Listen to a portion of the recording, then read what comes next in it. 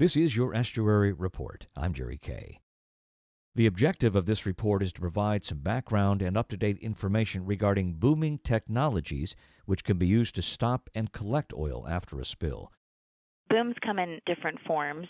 The type of boom down in the Gulf right now is inflatable boom, and it's made out of an advanced rubber material. It's a vulcanized rubber material, PVC, coated, made specifically to handle UV and weathering and that type of thing. It's inflated to a hard state, but it floats on the surface and is ballasted so that it stays righted in the water and can actually block the oil or whatever's on the surface of the water. It's basically a barrier for the open ocean. Stephanie Brown is the Oil Response Engineer for the Office of the Supervisor of Salvage and Diving for the United States Navy. She told us about a different technology called Current Buster. The Current Buster technology is actually developed by a Norwegian company, Nofi. They have the Harbor Buster, the Current Buster, and the Ocean Buster. They're basically just different sizes of the same system. This is actually a herding boom. It's towed by a vessel or by some boats, and it's actually for herding the oil. So if you do get oil in a location, this boom is in such a configuration that it can collect the oil as it's being towed across it in a back pocket.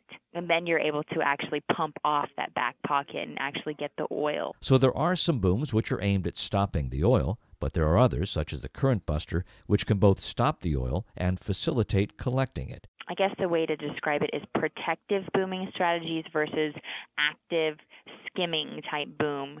And the same boom that's used in protection can be dragged by a vessel in a U shape or a V configuration.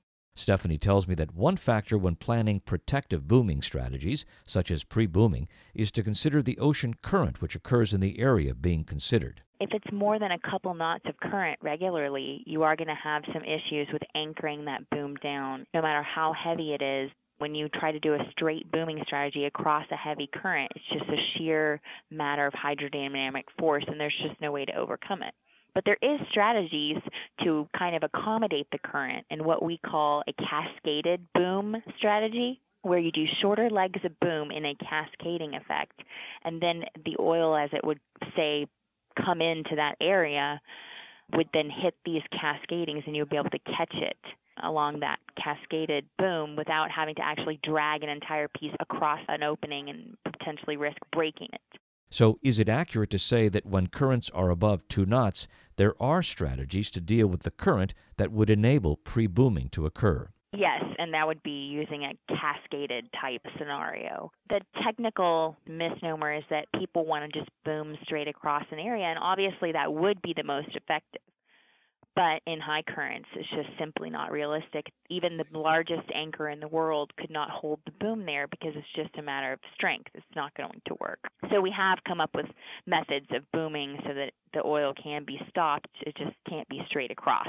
Stephanie tells me that for those of you interested in learning more about the Current Buster technology, the Nofi Corporation website can help. It's a very helpful website. The manufacturer has really put a lot of great information together. My thanks to Stephanie Brown of the U.S. Navy.